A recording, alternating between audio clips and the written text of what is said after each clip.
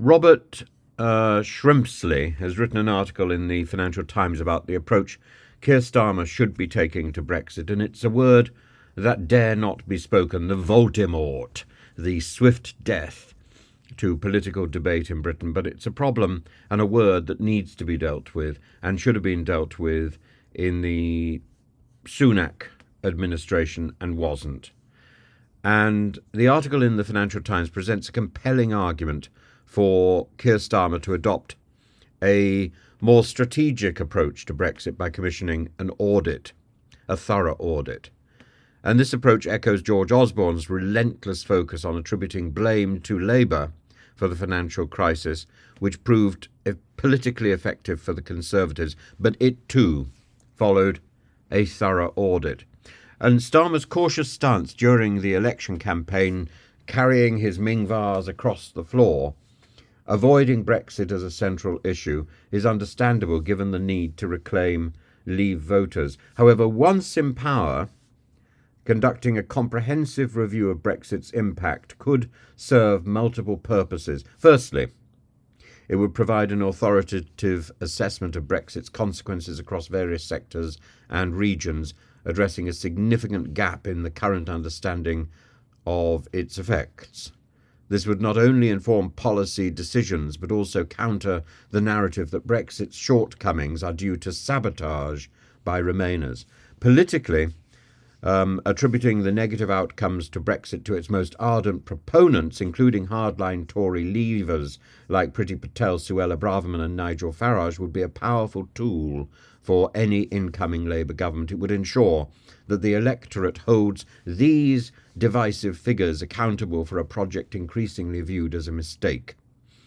Additionally, this strategy could help mitigate the influence of Farage and Reform UK by reminding voters of their central role in this failed Brexit process. Shrimpsley also highlights the necessity of understanding both the advantages and the disadvantages that have arisen from Brexit.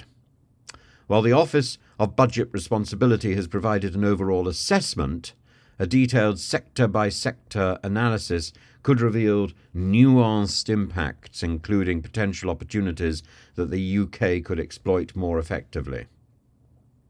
Finally, while some rejoiners might see the audit as a step towards re-engagement with the EU, Starmer's primary objective should be to equip the government with a clear understanding of Brexit's real-world impacts, because rejoining the EU is a long-term ambition if it exists at all. What we have to do is forge a relationship with the EU, and that should have been started the moment the referendum was over, but it wasn't. Instead, the Conservative Party took us into an introspective, onanistic obsession about their own ideology.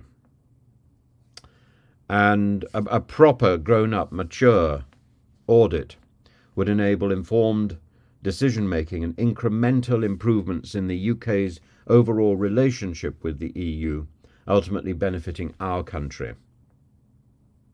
And his article, Shrimpsley's article, which I hugely recommend reading, advocates for a strategic and thorough approach to Brexit, balancing the political pragmatism of an incoming party with the need for a detailed understanding of the impacts of whatever it chooses to do. And this would not only hold the original proponents of Brexit accountable, but it would provide a foundation for informed policy adjustments as Labour moves forward, positioning Labour as a forward-looking and responsible governing party instead of a party that is picking up the detritus from a failed administration.